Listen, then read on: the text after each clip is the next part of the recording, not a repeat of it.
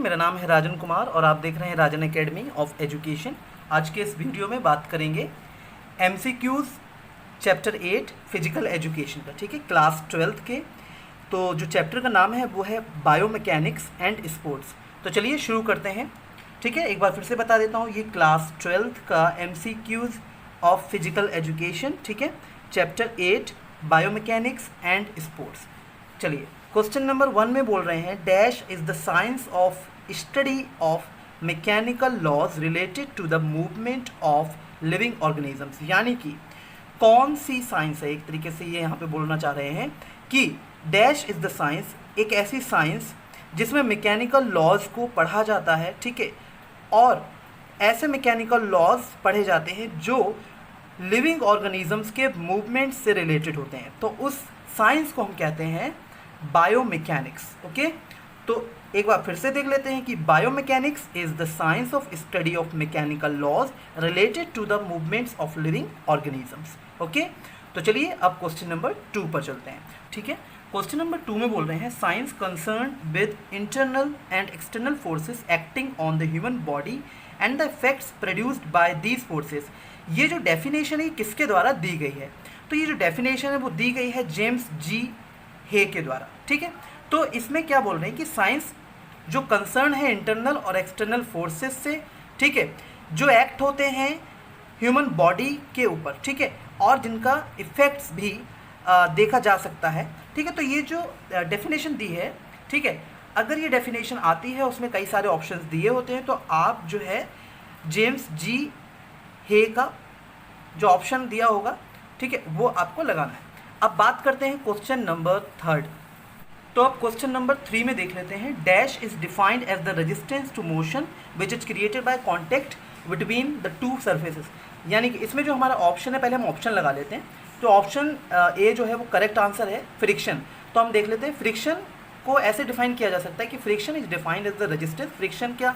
एक रेजिस्टेंस है मोशन के प्रति। ठीक है, resistance to motion which is created by contact between the two surfaces. यानी कि जब दो सर्फेसेस के बीच में कॉन्टैक्ट क्रिएट होता है, ठीक है, तो जो मोशन होता है, तो जब मोशन में रेजिस्टेंस होता है तो वो फ्रिक्शन कहलाता है। ठीक, अब क्वेश्चन नंबर 4 में देख लेते हैं। क्वेश्चन नंबर 4 में क्या बोल रहे हैं? क्वेश्चन नंबर 4 में बोल रहे हैं dash acts between the two surfaces when one sliding over the other. यानी कि जब एक सरफेस दूसरे सरफेस के ऊपर स्लाइड कर रहा होता है, ठीक है, तो कौन सा फ्रिक्शन एक्ट होता है?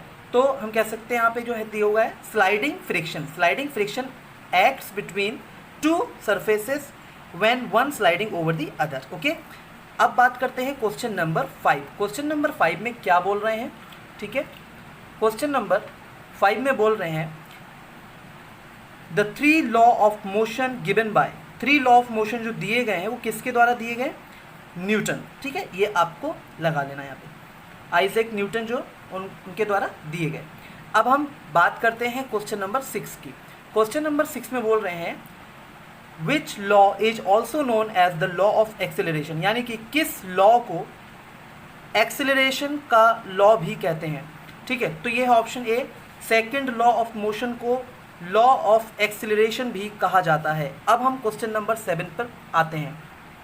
क्वेश्चन नंबर 7 में बोल रहे हैं Dick Fosbury a retired high jumper. यानी कि डिक फॉसब्यूरी जो एक रिटायर्ड हाई जंपर रहे, उन्होंने इन्वेंट किया एक न्यू जंप टेक्निक। यानी कि उन्होंने एक नई जंप टेक्निक इन्वेंट की, ठीक है, जिसको कहा गया फॉसब्यूरी फ्लॉप। ठीक है, फॉसब्यूरी फ्लॉप इन्होंने ये टेक्निक दी, ठीक है, जो आज भी यूज होती है हाई जंपर्स के द्वारा। ठीक है, तो यहाँ पे हमारा ए ऑप्शन हो गया। अब बात करते हैं क्वेश्चन नंबर 8 की। क्वेश्चन नंबर 8 में क्या बोल रहे हैं causes of sports injuries are studied in dash and accordingly measures can be taken to prevent them. यानी कि जो स्पोर्ट्स इंजरीज हो जाती हैं, ठीक है, उनके कॉजेज क्या क्या हैं, तो वो कहाँ पढ़े जाते हैं, किस सब्जेक्ट के अंतर्गत पढ़े जाते हैं?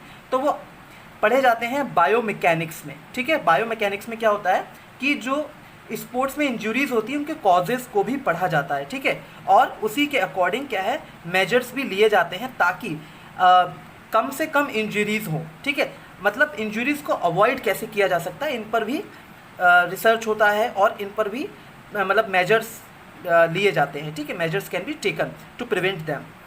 तो अब बात करते हैं क्वेश्चन नंबर 9। क्वेश्चन नंबर 9 में बोल रहे हैं manufacturing of sports goods and equipments requires the knowledge and understanding of dash, यानी कि जो स्पोर्ट्स गुड्स होते हैं और जो इक्विपमेंट्स होते हैं, ठीक है, खेल कूद से रिलेटेड जो इक्विपमेंट्स होते हैं, गुड्स होते हैं, तो उनको बनाने के लिए कुछ ऐसी नॉलेज और अंडरस्टैंडिंग चाहिए होती है। कौन सी नॉलेज और अंडरस्टैंडिंग चाहिए होती है?